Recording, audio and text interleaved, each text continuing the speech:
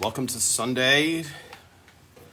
We are live today. Very excited about today's live with Cindy Chupack. And I'll answer a lot of the questions that we had on some of the posts that I did. I had posted a few questions, and I'm impressed. So many of you got them correct. Hello, Gil.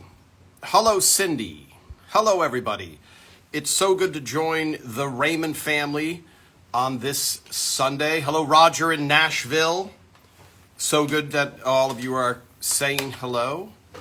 Hello, Plymouth, England. Hello, Karen in Plymouth, England. Did I mention, Karen, that I was in Plymouth, England it was as a photographer for a release of Beefeater 24. Now, I know Beefeater 24 is not based in Plymouth, but we took a trip down to Plymouth to try Plymouth Gin, which was great. I see, hello, Gil. Did I say hello to Gil already? Josh, how are you? Let's see if I can invite Cindy to join us. There we go, sending that request. Great. Hello, Florida. Hello, sunny Florida. Hello, Leo. Hello, Lexington, Kentucky. And hello, Cindy. Hello. Hi from Saudi Arabia. And where can I find the photos? Yes, Karen, I'll post a few. So, Cindy, thank you so much. Yes. For joining. So, here's the first thing I'm going to say to you. Can you come back again? Because you've done so much in your career other than Raymond, and we'll focus on Raymond, obviously, but we always run out of time, especially with people who I like and haven't seen in a while. So, so it ended up going, so the guest usually goes, a whole hour, okay, and then I go, okay, we have 3 minutes left, so let's wrap it up. And it's like, I didn't even get to tell great stories about me. So Cindy, sorry, I'm waiting for everybody to join as our numbers go up. And a lot of people watch this, in Judy Carter. I get to see who's on here. Who was on here from Tulsa? I saw someone from Tulsa. Who's here from? Yeah, who's here from Tulsa? Who's on from Tulsa? Say hello. Why did the writers meeting? Yeah, was it like a teacher training day? It was just a fun time, mostly because the food in Vegas was starting to be really good, and Phil Rosenthal loves food, so it was mostly an excuse to eat there. But we did do some story breaking there, right? Our whole staff. I'm adjusting my microphone. Yes, and the tradition started. Ray was doing stand-up before the show started, and so Phil took a road trip with Lisa Helfrich and a bunch of the writers to Vegas to see Ray at the Comedy Stop at the Trop in Las Vegas. And then it became this tradition, and the better the food became, the more likely it was going to happen. So, and for those of you watching, Phil has a show called Somebody Feed Phil on Netflix, which hopefully it will be coming back for another season. And I think, Cindy, I want to get into the meat of this, but from the inside of being in the writer's room, how important food was to Phil. Oh, yes. And equally, it's clear on his show, but he was equally excited if there was new French fries at Burger King as a new gourmet restaurant. It was all equal. And we ordered in. I remember once we got stone crabs flown in for lunch. Not all the time. Once a year, Joe's stone crabs from Miami. Yeah. Yes. That Vegas trip, I remember that being really fun, though. And I don't know if I can gossip a little. When I worked on Modern Family, it was a little bit more of a boys' club. Raymond was such nice people just across the board. I mean, it was mostly guys, but it was just really nice guys and just such a great room. And at Modern Family, all the guys decided to go to Vegas before one of the writing seasons, and they invited the male stars and not the female writers. There were just two of us, and not the female stars. And I remember Julie Bowen was like, I know what to do in Vegas more than Ty Burrell. So I always thought back fondly about how it just wasn't even a question. Our whole writing staff went to Vegas, and that was that. Yeah, and I should say, when you joined the show in season 2, there were 1, 2, 3 female writers, and they're ultimately, Phil. It's funny because unless you're on the inside, you don't know what happened in that writers' room. But Phil loved female writers in a creative way, and you brought so much to the show. And I want to go back and kind of frame the story. But just for everybody joining, this is Tom. Hello, Perth, United Kingdom. This Perth, UK. Interesting. This is Tom Caltabiano, and I was a writer on Everybody Loves Raymond, and I'm talking to Cindy Chupack, who was a writer on Everybody Loves Raymond. And then we'll get to where she went from Everybody Loves Raymond, because it's a good story. And so let's go back, Cindy, because one of my motivations for just talking to people, other than selfishly being like, I can catch up with Cindy, I'll invite her on my live. The story of I Love Lucy, which I read a book, that Desi's autobiography, I'm like, I want to hear what the wardrobe person had to say, and and all of this stuff that's now ancient history, and there's no one left from that time. So I was like, you know what? I have these 30,000 behind the scenes photos. Let me try and invite as many people from Larry Craft Services to the writers, obviously, to the cast. So this conversation we're having kind of rounds out that experience that you had. So let's just go back how you even got into writing. Well, I mean, I knew I liked writing from very early, like an early teacher, maybe 3rd grade, encouraged me. And I liked the idea that I was a writer. Like she said, you're a writer. And so when I would go on vacations, I would try to like poetry. And I always thought I wanted to be a writer, but I didn't know how. And I grew up in Tulsa, Oklahoma, so I didn't really know people in showbiz at all. So I thought journalism, and I went to Northwestern for journalism, but I was not great at hard news. And then I kind of slowly found my way when I went to New York for my first job, and I did an essay, like a comic essay that got published. And the producers of a Patty Heaton show, which was one of Patty's early shows that wasn't on that long, but it was, what was the name of it? Oh my God.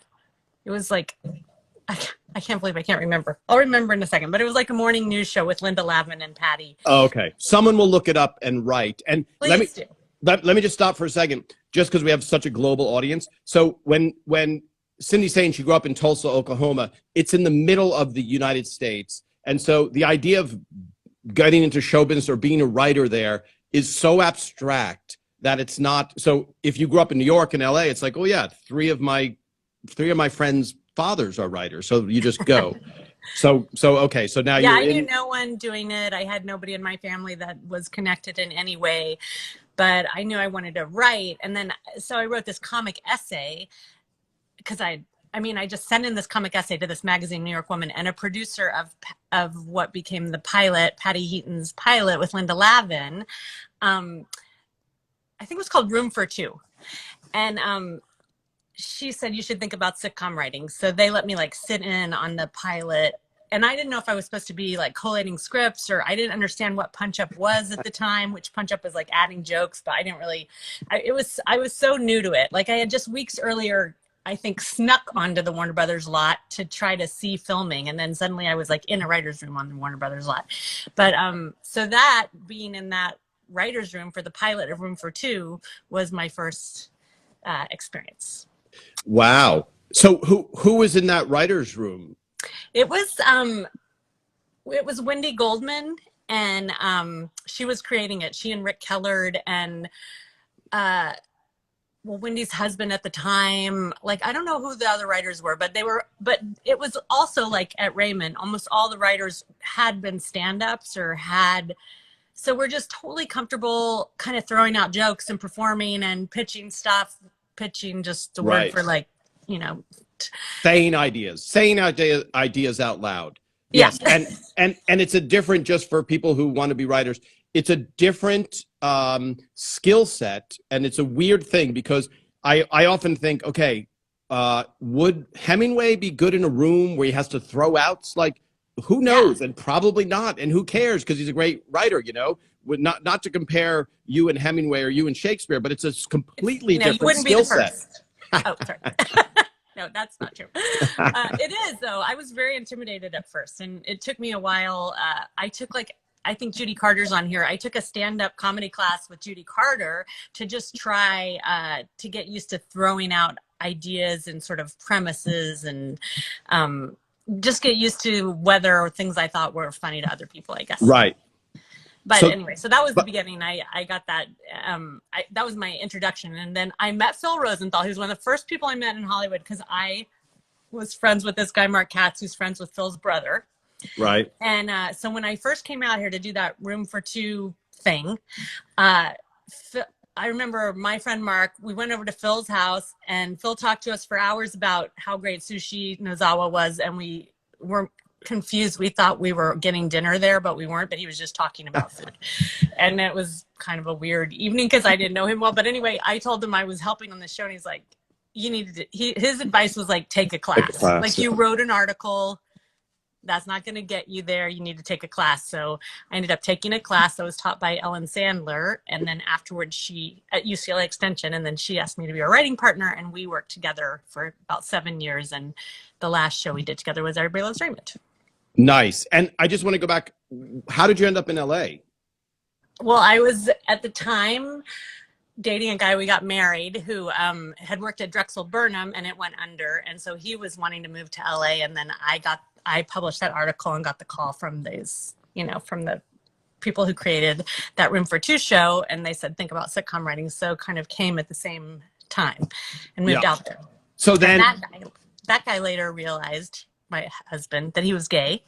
And that became kind of the premise of What's with Robert, the episode I wrote. One of the many episodes you wrote.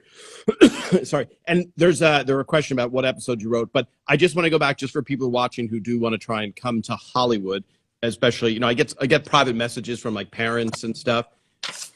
You should save up as much money as possible, and you should be able to live on zero money. Cindy's was a little different because you were married at the time. So there was no, but we had very little money. Right. Yeah. Living on vapors. Yeah. But I'm just saying, it's the best thing though, is you get 12 roommates and you pay $80 a month and you just don't buy anything and you try and, last it out. Like, that's the best advice to people who have been contacting me about how do we break into Hollywood and just get to meet people. So that introduction to Phil Rosenthal is enormous, but now you have to have talent for him to be like, oh, okay, I don't think he knew what to make of me or if he thought I was going to be anybody.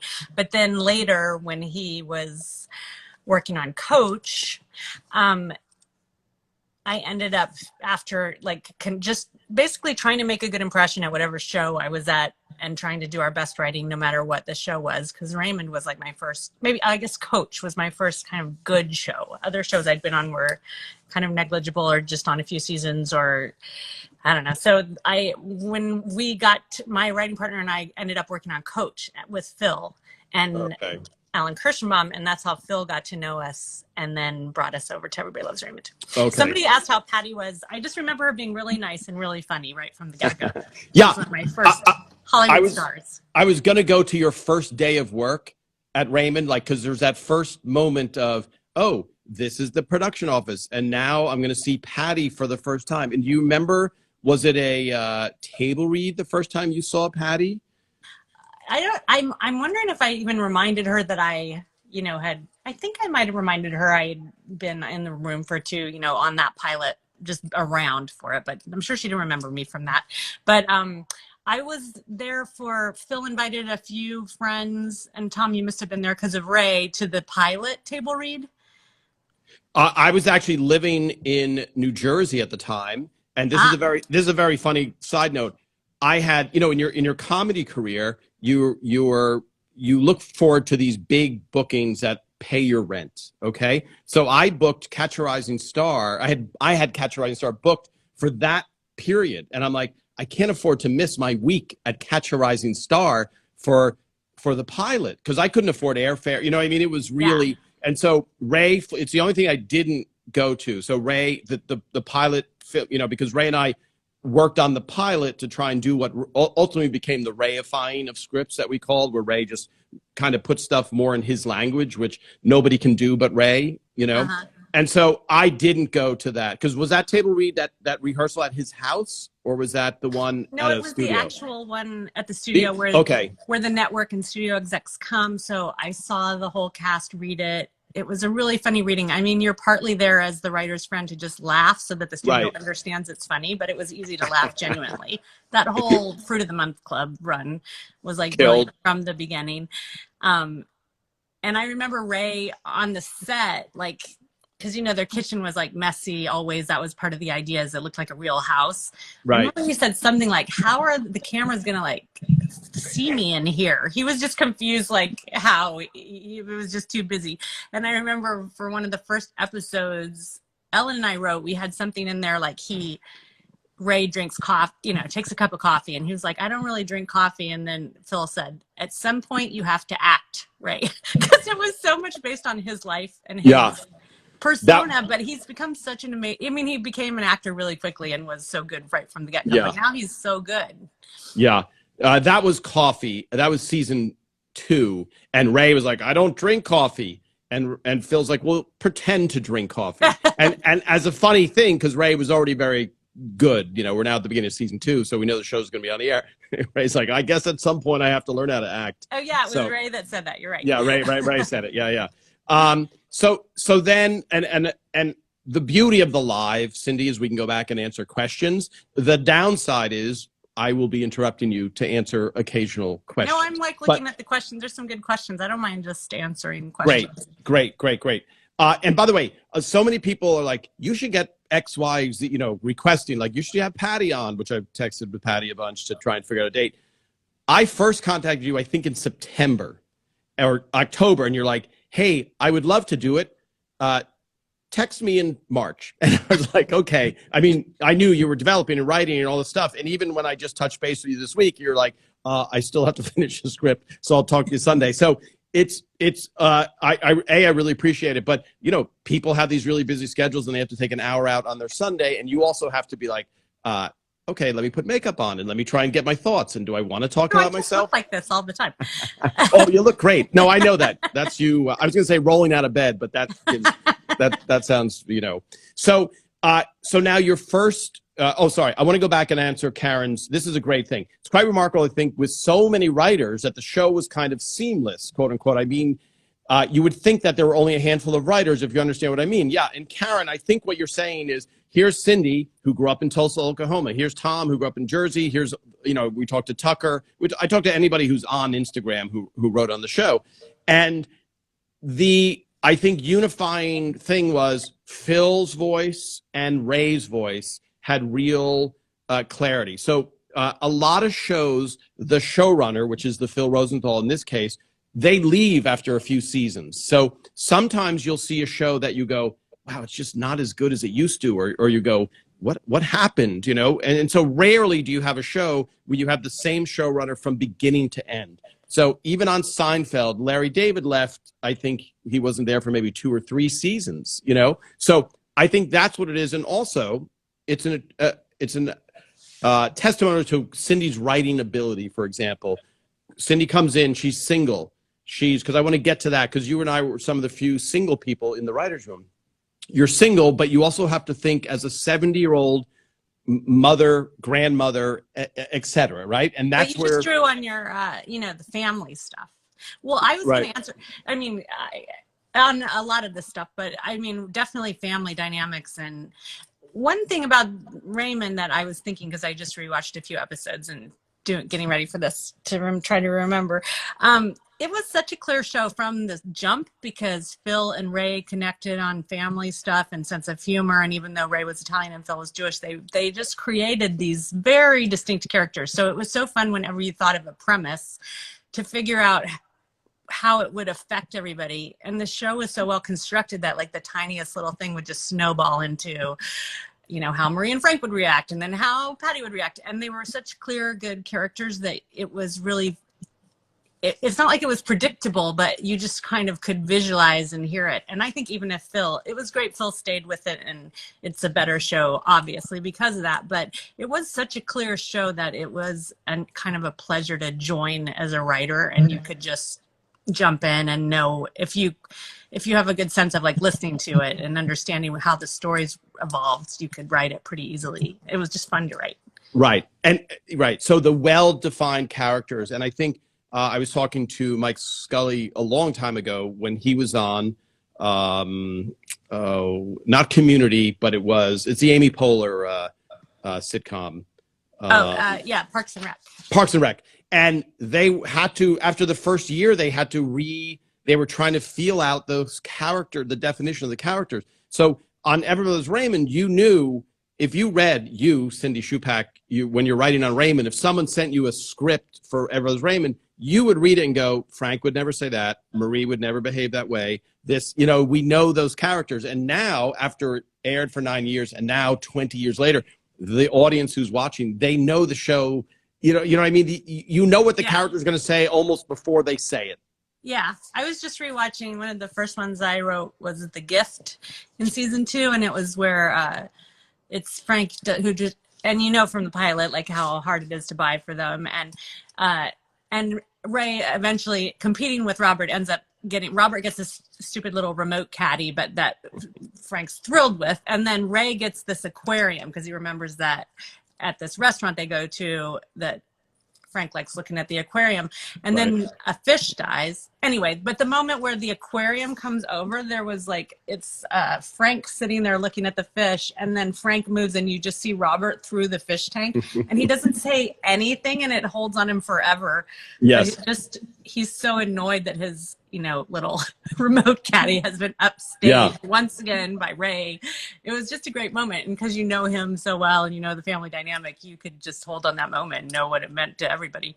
Yeah, the remote boat. Yeah, yes, and you saw Robert in all his glory of being squashed and becoming, yes, the box of water. And that was a great episode because somebody asked all the episodes that you wrote, and what's funny is I don't remember the episodes I wrote. Like sometimes I'm like, oh, okay, did I write that? And when I was talking to Tucker, he was saying, I didn't even remember the title of it. I'm like, that was a show on Raymond? And then he said, and then I realized I wrote it. So it's very hard, because you're in the moment. I think I wrote what I forgot when I was looking back at him, though. The great thing about Phil's room is you'd have a funny idea. Like that was a funny idea, but then you'd work in the room and Phil was really good about, just trying to dig deeper at like what's going to be the revelation at the end. And that one, and I related a lot to it because my dad was my accountant for a long time. And then as I got more successful, it seemed like that's not a good idea to have him be my accountant and know how much I pay agents and lawyers.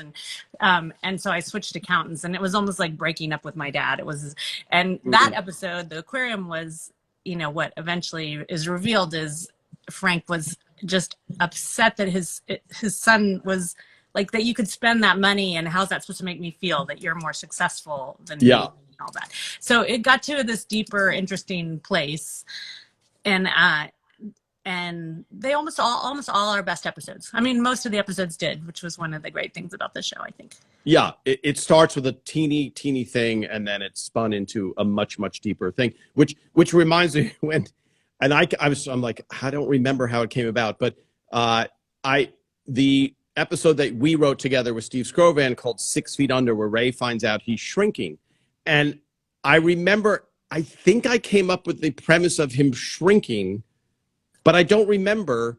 Had it happened to you? Like, had you lost like a half inch, like a quarter inch or something, or someone you knew did? I remember brainstorming one morning with a friend, just thinking of like, what about this? Or what about this? So it's only a germ of idea. And I think that the talent or the hard work, let's even say, for even talent is like, okay, that is not a show.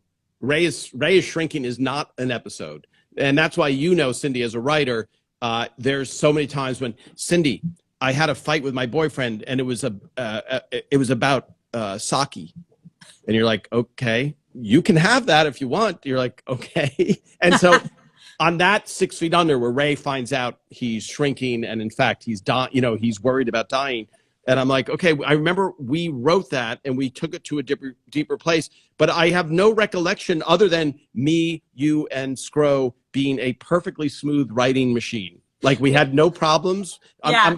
I'm sifting through the questions because they were saying, did you ever have quarrels or bump heads? So to answer that in the writer's room, because I want to get to some of your other writing experiences in relationship to that question. So I'll answer succinctly on Raymond.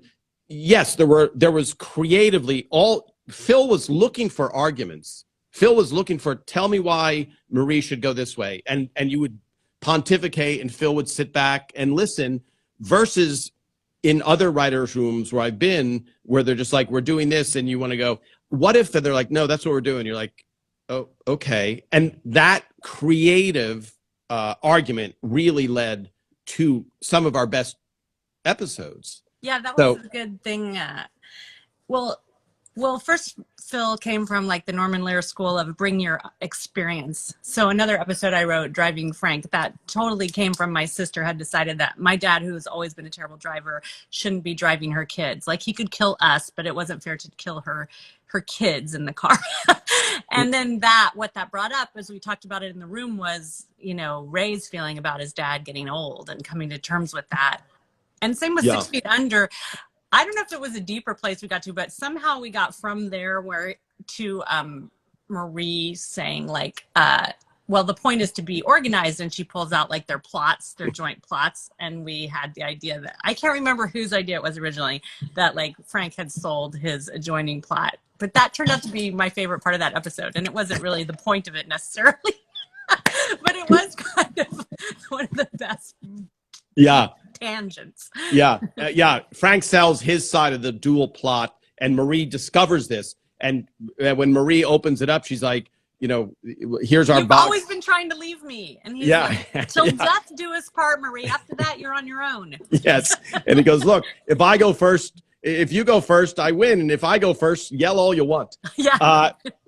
Great. So let me scroll back to some of these questions. Yeah. Now, this is an interesting one because it's funny, Cindy, because as a writer, the choice of words is so specific in every way, especially with comedy.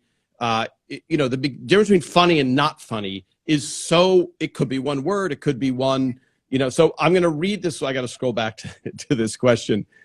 Surely the comedic actors could tell that certain scenes could be improved. Now, the tone of that comment is very interesting because I think it's from an actor. Are you an actor, whoever wrote that? I don't know. Yes. Andy, were you an actor? Parent of an actor? Yeah. So surely is the key word in that one, which implies, okay, you guys seem to have written some of the words, but I'm sure that the actors could improve on the comedic.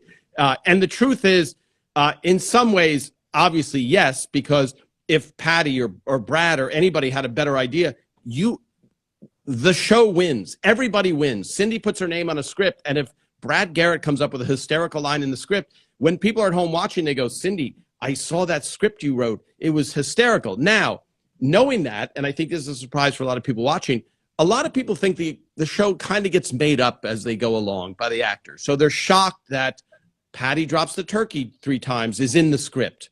You know what I mean? Or how precise that you are going, here's the sentence.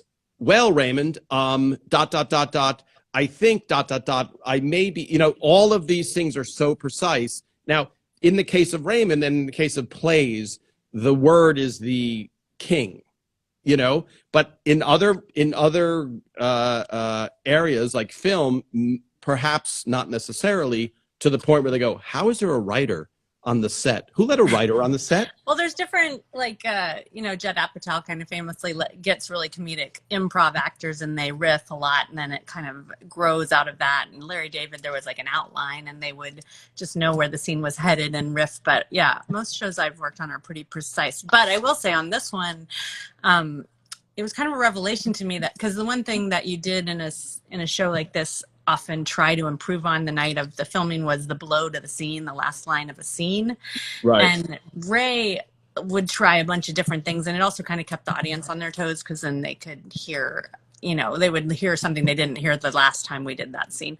But Ray almost always came up with the funniest one, even though we would all be pitching. And I always felt like he must be disappointed in us that nobody came up with funnier. But I think somebody explained to me at one point, I mean, who started as a stand-up, he was happy to be able to have the funniest line. I don't think it made him disappointed in us. Yeah. But he almost always did. And we would, I mean, we've talked about this before. By the way, Kim, hello, Kim. I'm saying hi to Kim, who worked on Raymond. Kim, you can come on anytime.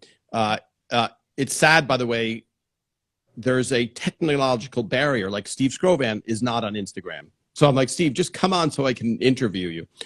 For Ray, for what you're talking about, we would call them second takes. So we would brainstorm with Ray in his office and write. He'd be like, there's room for second takes. And so we'd come up with 20 lines, and Ray was always the fastest, the funniest. And what you would happen is, if you, and I would say this to people, you can never, ever, ever go, that was a stupid joke, Cindy. Why would you even say that? Because if you said a lame joke, if Tom said a lame joke, Ray might be like, well, what about this instead? And it'd be like, he'd use one little kernel and make it super funny, you know? And his ability, and the same with like Patty Heaton, you hear Patty saying the line, or Brad, you're like, oh my gosh, this is so much funnier than coming out of our mouths when you're saying it. So, okay, let me scroll. Ray calling Deborah all those funny names as he comes in. Yes, Ray used to love doing that. There was something that was one of the good things about this writer's room, though, is that there was that feeling that you could, well, if you said something that wasn't funny, there was sort of a group. Like, I've thought of this a lot since then. Like, remember, people would sometimes go, ooh, that was a bad pitch, or got a bad pitch. Just, ooh, quite, crickets. But it was sort of a sign of respect that we could tease each other when we had a bad joke, because you knew you'd have a good one a minute later, as opposed to some rooms I've been in where if you pitch something that doesn't go over, it's just kind of this silence, and you feel like you should better you just feel shame. I mean, it's a very different atmosphere to be in a room where everybody knows you're funny. They know sometimes you're going to have good pitches, sometimes bad, and the bad ones might lead to good ones. And it was just a very supportive, once you're there and you're accepted. Yeah, I think you hit it on the head. We know that Cindy's funny. So when Cindy says something that's not funny, you're like, okay, what about, that wasn't funny, but what about this? Not like, oh, you're 0 for 3 today. You better pick it up tomorrow. Yeah. I've been at those shows. That's a tough room. Yeah. I can't. Well, I think that did come with trusting the people also over time, because even when you don't know people, you don't know if they're funny or not, when you're in the room. So now, Cindy, let's talk a couple of more episodes that you wrote, that you have fond memories of, because Driving Frank, 6 Feet Under, was the one that it was What's with Robert, because I had worked with a partner for my first 7 years of TV writing, and then while we were at Raymond, we decided we wanted to write separately, and so Phil was nice enough to let us each write scripts separately, which was important because you have to sort of re-establish yourself. Right. And so I think I did one other one on my own, maybe, but then when I did What's with Robert, which was the one where Amy, after Robert breaks up with her, thinks maybe he's gay, and then it just turns into this whole conversation with the family. But it became so much deeper, like everything else. I mean, I had that experience being married to someone who realized he was gay, and so I had a lot of kind of jokes in my arsenal about and feelings about just what, the spectrum of sexuality, and what if you notice men, and like I had a lot of things I thought were funny to say about it, but it really became much deeper about, like, what if his mother actually likes him better, and he's kind of more loved and accepted if it turns out he's gay than if he's not, and is his family so homophobic that he wouldn't be able to come out, and so they all have to kind of deal with their own feelings about that, and would Ray accept it? And it became, just in that room, such a really sweet episode, and better episode, and super funny, because there was something, I think Phil had an experience at one point, like his parents were worried he was, and he remembered his dad with the milk against his head. And that became kind of the crux of that scene, of just Frank's complete discomfort with this whole conversation. So, by the way, Cindy, just because you're talking about that episode, a couple of people have written, what was, do you regret that Frank was so homophobic? And I think now, especially in this, worried about offending people, you must show that side. If we don't show, and again, we're talking about 96 to 2005, the show was on the air. So it wasn't like, in 15 years, there'll be more acceptance. Because I don't think a woman could have a checkbook until like there was some crazy, I'm not kidding. A woman couldn't have a checkbook. And so now we're like, how barbaric. But well, in 19... No, but I think the point of the show was really sweet in the end of, that they totally would have accepted and loved him. And it felt real to me. It felt right in character. I don't know. That was the way to get at it. Like for Ray to have to have this uncomfortable conversation with his dad we had that whole thing, like, because he had been vacuuming and dusting and his dad says something like, oh, what else did you do, Nancy? And then Ray tries to say, like, that's offensive. And it was this very awkward, hard to have conversation that is the kind of conversation that goes on in families still to this day. Yeah. So I think it was important to... So I'm just talking in general about the Frank character, rather. I'm just talking in general, like, you want that, just like with Norman Lear, you need to show Archie Bunker and Meathead and hear their thoughts from both sides. Because just like, in any script writing, whoever the opposition is has to be as strong as, and, what am I trying to say in a more global way? World War II is such a giant thing because it was evil versus good of equal, that's what brings the thing. So with Frank having this type of accurate old school attitude, it brings the sweetness up, so I'm not even talking about your episode, which was great, I'm just saying, in general, because you can't soften that character as reprehensible as you might be. Like, why shouldn't he, why isn't he more accepting? All right, let's scroll through. This is great, Cindy. I so enjoy talking to you, and it's so weird because I would see you occasionally and you don't see anybody, right? I mean, for a year, it's been, I don't mean you, Cindy. Oh, yeah. It's just been this weird, because of the pandemic. Yeah, it's been hard. I know. I think, so I'm reading Noah's quote of the thing. What are you implying when you say that, Dad? That their name should be Nancy? And then he says, like, well, isn't that, you mean, and he says, but by Nancy, you mean gay. You realize that's an insult. And then Frank is like, that you realize that's mean, and he goes, that's what makes it a good insult. So here's what's funny, Cindy. For me, I didn't realize that you wrote that, just because in the scheme of things you forget everything, but that's one of my favorite moments from the show, is the analysis of a schmuck, like saying like yes, I believe, like, do you realize, like, when someone's hurting your feelings, it's like, do you realize that really hurts my feelings? Yes, I do. I meant to hurt your feelings. It was so funny. He goes, I believe I do. Yeah. I mean, that's a study in acting when you watch that scene between Ray and Frank. That was really funny. Yes.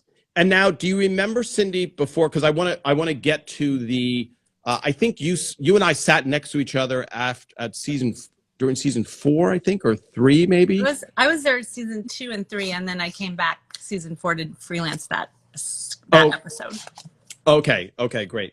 And then ultimately, so then let's move on, just because I want to go back to Raymond, but I'm going to tell you from my experience, my view from the outside. Cindy leaves, and we're like, oh, it's so sad that she left.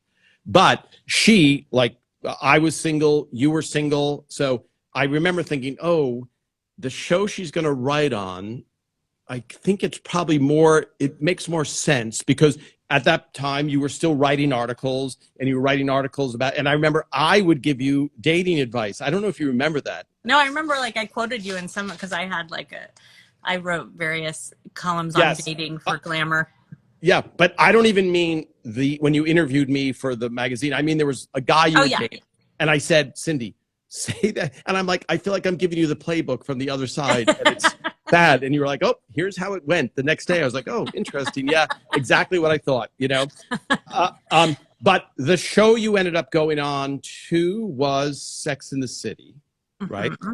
And I remember thinking, okay, that's a good move. And of course, Phil was heartbroken. We all didn't want to see you leave because you're so funny and such a good writer. But I will say, from my experience, I remember that year, and season 1 through 3, we weren't really nominated for Emmys. Season 1, I think 0 Emmy nominations. And there was a point where we go, we're never going to be even nominated for an Emmy. And I think it was the next year, your first year of Sex and the City, you were on stage as an Emmy winner for Sex and the City. Because we were all... Yeah, I think it was like Golden Globes and then Emmys. Yeah, I mean, it was a high profile. It was like Ray to Robert in a way. Like it got all the sort of high profile, fancy New York press that I think Phil was wishing, but Phil created like an amazing show that was like so beloved and stayed on forever and ever, and you know people still talk about it. And it was like a great show, but it somehow HBO had like the zhuzh at the moment.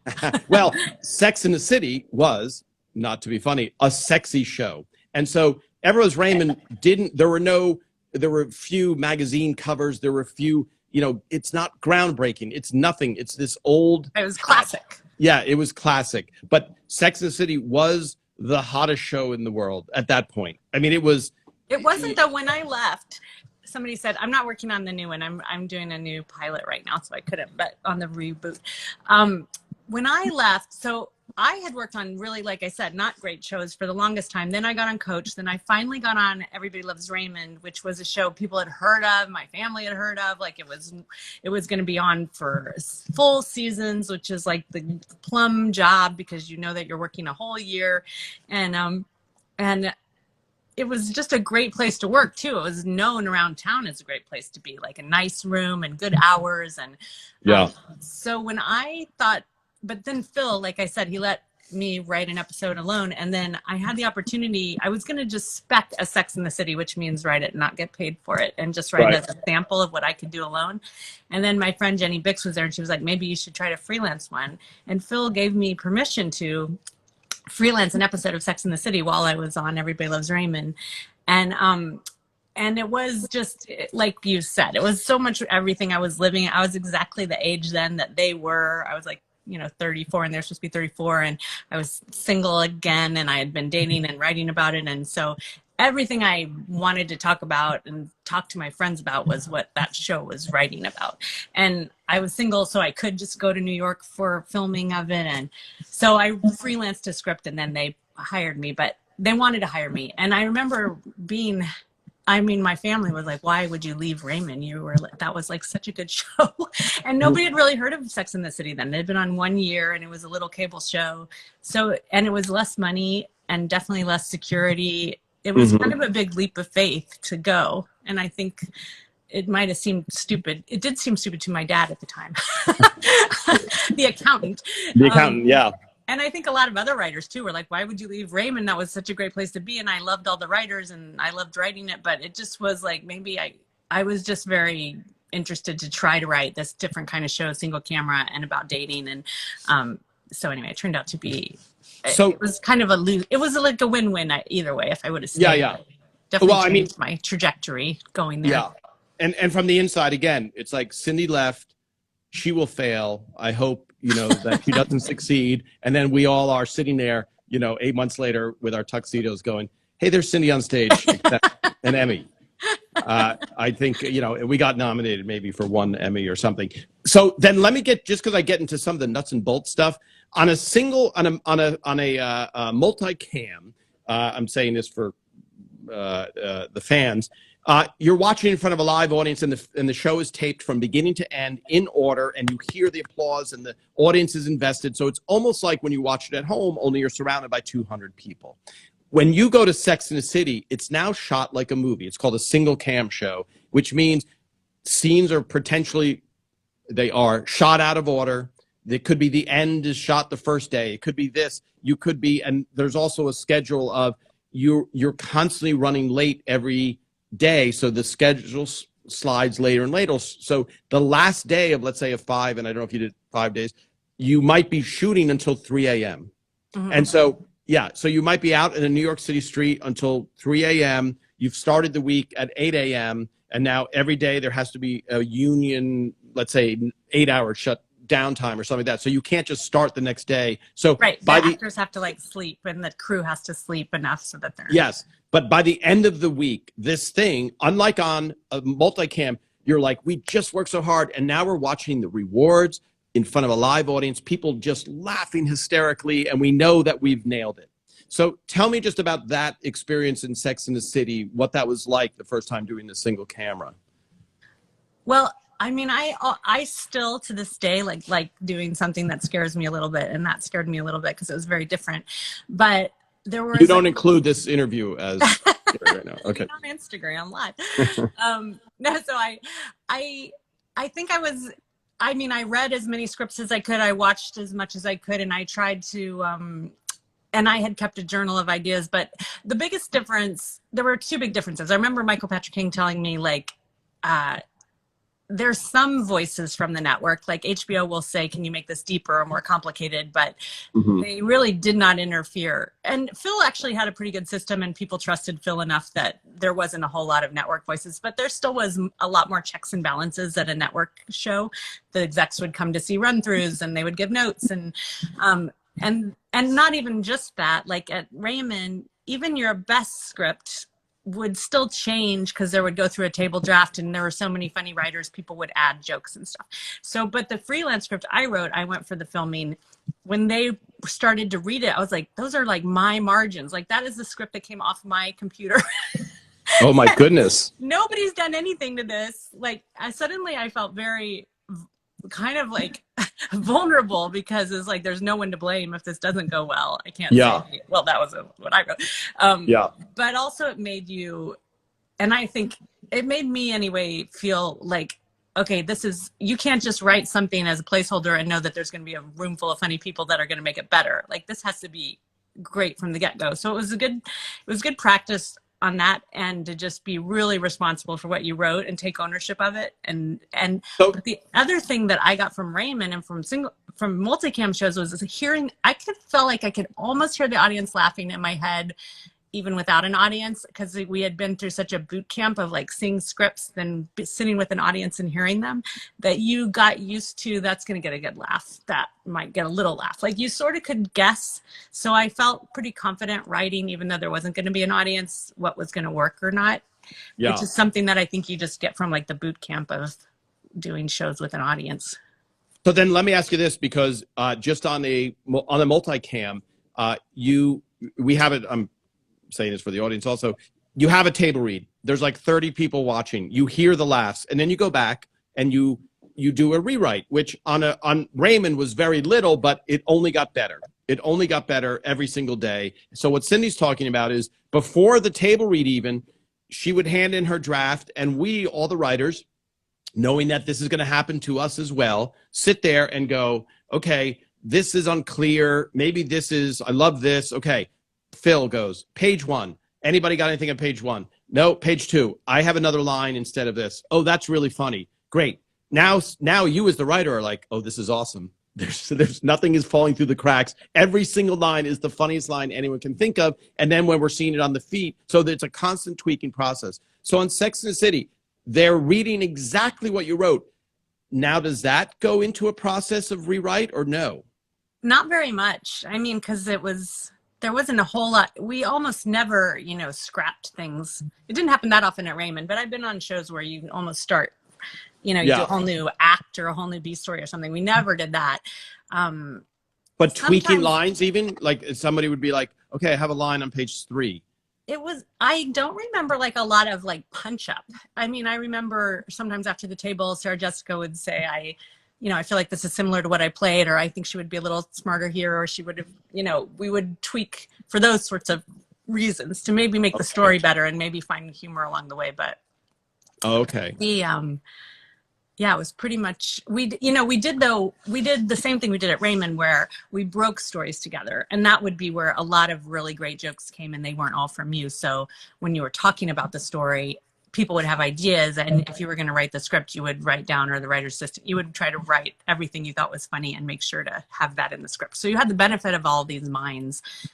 Right. And then those were in your head when you were writing the outline and writing the episode and getting notes on the outline and putting those in. But then by the time the script was out, it felt pretty tight. Yeah.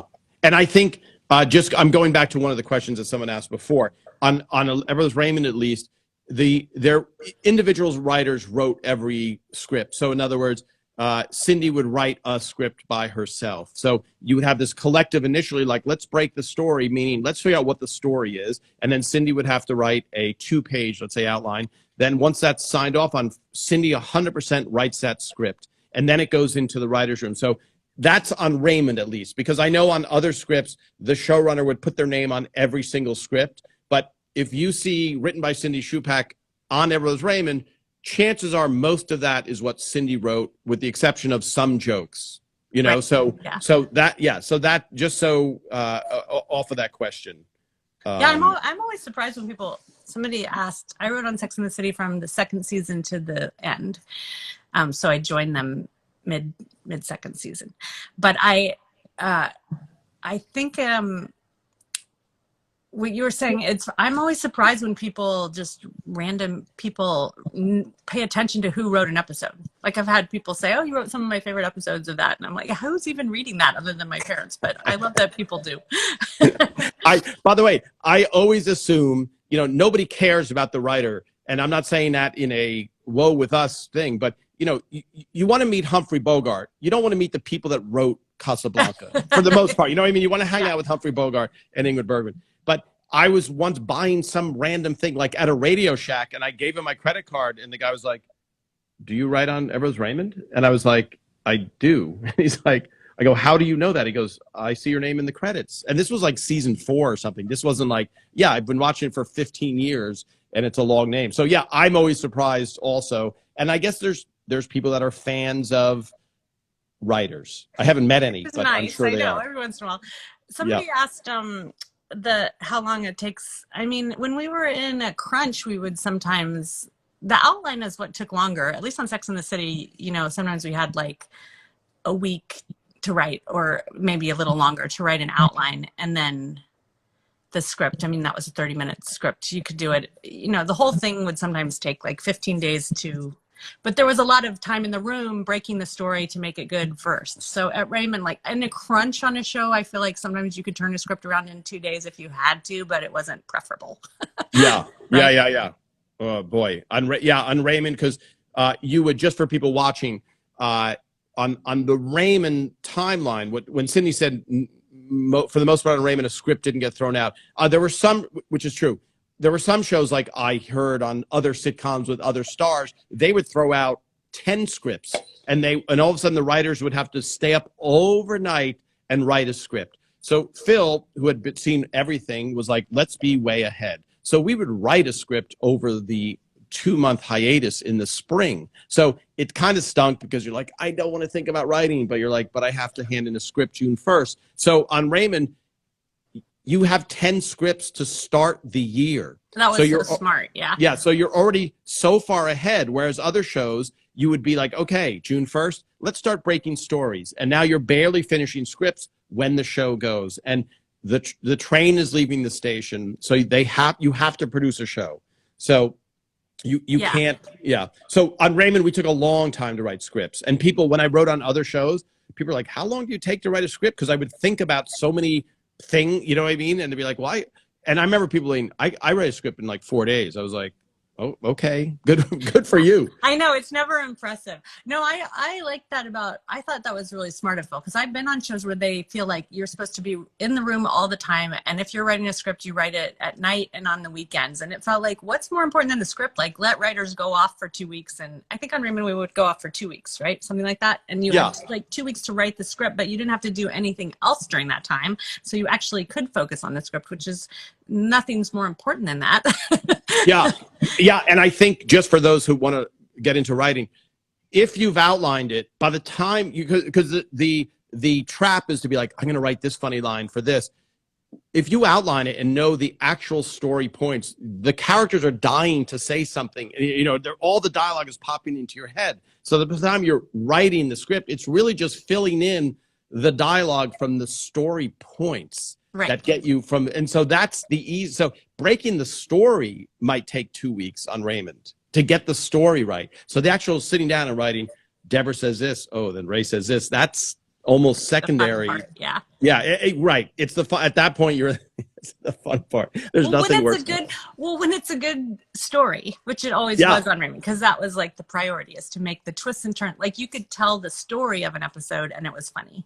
Yeah. And I think when you're watching TV sometimes and it's like they're hoping that because the characters are funny, you could have these four people get stuck in an elevator and it'll be really funny. But if there's not enough fun to the story Yeah. and the situation, then it's really hard to write the script, because then you're just trying to grab lines. Right. And Cindy, I'm not laughing the fun part. I'm laughing because the outlines were always so hard to nail. That's what I'm laughing at. Like, yes, that was the fun part, writing the script. Like, and it was fun. Because the outlines were the real work. Are brutal. Yeah. The show, I'm just reading a few. By the way, someone said hi from Oklahoma. I don't know if they know you. I don't know if everybody in Oklahoma knows each other, but they do. It's, yeah. I'm trying to find their name. Yes, Leo, Cindy, any comparisons between ELR and Sex and the City? I think we kind of covered that. Yes, when I'm sick. But they were similar in that we would try to draw from life, even if it was heightened, like we did at Raymond. Like you'd come in with stories of your bad dates, and at Raymond you came in with stories of your, family dramas and relationships. Yeah. And that's where the best stuff came from, I think. Yeah. And I think, it's funny, Cindy, because I was talking to someone about the baggage episode of Raymond, and I was like, my perspective as a single person was so different. I was coming from what I perceived as accurate, just like, stop fighting over the suitcase. It's a really stupid fight. And all the married men are like, don't touch that suitcase. And so I think that kind of perspective and the Robert being single part, and a lot of those, when Ray and I shared an apartment at the beginning of Everybody Loves Raymond, a lot of those stories came out of that relationship with Robert is the single guy with the apartment, and Ray's going over to get, and so I think that perspective was, aside from the fact, because I drew from my family stuff also. We all had parents of some sort, but did you feel as a single person, were you kind of like, boy, I know you'd been married, but it almost felt like Scared Straight. I'd hear all these marital problems, and these are happily married people. And I'm like, oh my goodness, the incentive to get married just doesn't seem like. I can't remember if it affected me that way, but I remember I think I was on Raymond when I was buying my house, and I was getting a house myself, and I just remember like a lot of people saying, like, get a cool, like, don't get I mean, it was sort of like vicariously people could sort of live through your singleness still. Right. But I did feel on Raymond more, even though it was a family show, and just like it said in the credits, like, it's not about the kids, I felt like it was easier to find your way in. However, like if you had sibling stories or parent stories or friendship stories or single stories or then other shows I did, like I did a few family shows where I did feel like I got so little to say about this just because it wasn't quite as universal and classic of a story, Yeah. And Cindy, did you miss, because first of all, I'm going to say we have about 4 minutes left, as I was afraid of. Did you miss the live audience? Like, because you've done so much across all the platforms. Do you have a preference?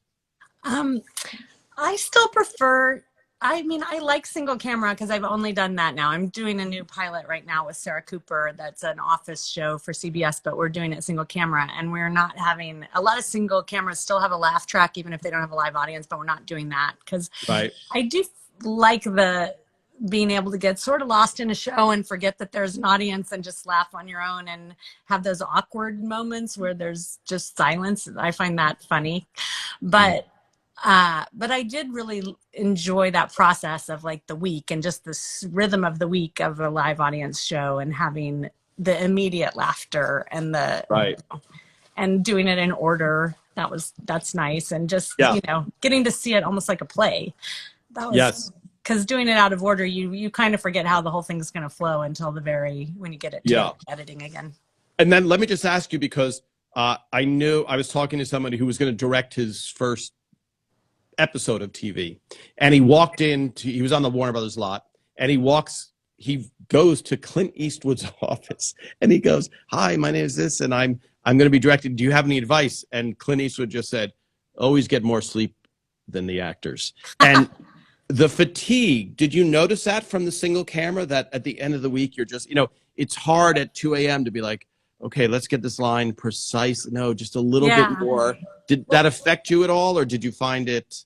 I mean, I was like, we were in New York on location a lot of times, or on the set. I don't know. There was something really kind of magical about that show for single camera that I did. And then I worked on Modern Family, which was really normal hours because it was shot like a documentary. So it didn't have those kind of hours. Right. So it was tiring. But I've also I directed an episode of I'm Dying Up Here. And then I directed a movie. And directing, even though it's fatiguing, you have to be the person thinking the whole time. And so you're kind of on your toes and you're kind of like adrenaline rushed as the director. But as a writer on set, sitting there waiting while they do the makeup and they're changing clothes and they're lighting, and like it's like a few minutes of filming and then they're doing the makeup again. I mean, that can be tiring. It can be very tiring.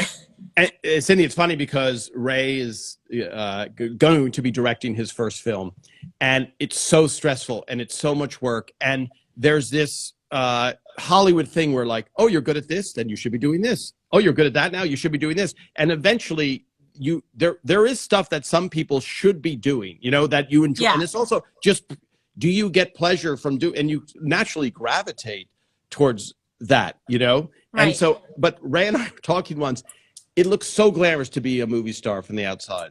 Yeah. And most of your life is waiting around to say 6 minutes of dialogue and then back in your trailer, right, for 4 hours. And you're just like, okay, we're ready for you to, oh, okay, let me get back. And yet you watch the 2-hour compressed thing and you're like, this is to be James Bond. It's like, yes, but James Bond is sitting in his trailer most of the time waiting for lighting. Yeah, it's true. That's so true. Yeah. That is your life. So a lot of people are asking about what you're doing. Yeah. So developing a pilot. So just to not even getting into specifics, for those watching, you're either on a show potentially or you're developing a show, and the development cycle is continuous now, where in the old days it would be like you pitch a show between June and September and it either gets on the air or it doesn't. And if it doesn't, then you try and write on the show and then maybe next year. So you get to pitch a show. So just for that cycle, Cindy, so when you say to people, yeah, I'm working on a pilot right now, what can you share, even any details? Well, I mean, this Sarah Cooper, who did the Trump lip syncing, right? She had a book called How to Be Successful Without Hurting Men's Feelings, and we met during the pandemic, and so we created this show together that's like 3 generations of women and it's kind of an office show through the perspective of these 3 generations of women in a mostly male dominated office. So it's really pretty fun. And we're just filming the pilot in a couple weeks. So we've been casting, and I have to say, because it's been a while since I had my own show that I've done a lot of work on other people's shows, which I am a huge fan of because I like just helping and not being fully in charge. Yeah. But this one is, back at CBS where Raymond was, and it's and we'll see what happens. So now we will film the pilot. We've cast the pilot, and then if they like the pilot, they'll order the series, and then we would get a writer's room together and we would start writing 13 episodes. Great. So it would be a network. I don't need a job, by the way, Cindy. I'm not saying it for this reason, but it's a network. It is. It's fall schedule. Full on network, and maybe they sometimes pick it up for mid-season. So then we'd have a little more. Yeah, that's awesome. That's really exciting. Congratulations. Thank you. And so much responsibility. It's so much. It's like the good news and bad news if you find out that your show is picked up, because then it's like you have to do this for 22 episodes, and it's a lot. Anyway, it's exciting. I feel like it's this show. I have a lot of stories to tell, which is the good thing about Raymond. That was the good thing about Sex and the City. That's the best sign for me, is there's like a lot of stories. Yeah, that's awesome. That's awesome. That makes me so happy. Also, that even potential good stuff on network TV. Yeah. Also, you know what I mean? Because you feel like network TV has fallen so much by the wayside. All right, Cindy, I'm going to ask you to come back again. Maybe so I would have you on every week because I enjoy talking to you so much. But maybe if the show does get picked up and you want anything you want to promote or come back and visit, and obviously maybe I'll see you at Phil's movie night if that ever happens again. I know. Because be in person. Yeah. So Thank you very much, everybody. And if we didn't answer a question, you definitely write it after I post this, and we'll try and do it. But thank you. Such great questions from around the world. Yeah, thank you for tuning in. Thanks for having me, Tom. Yes, and good luck. Good luck. Break a leg. And if you reach out to me if you need to promote something on the fall schedule. I'm knocking on wood. So okay, all right. knock on a lot of wood. All right. Thanks again, Cindy. I'll see you hopefully soon. Okay, thank you. All right. Bye. Bye.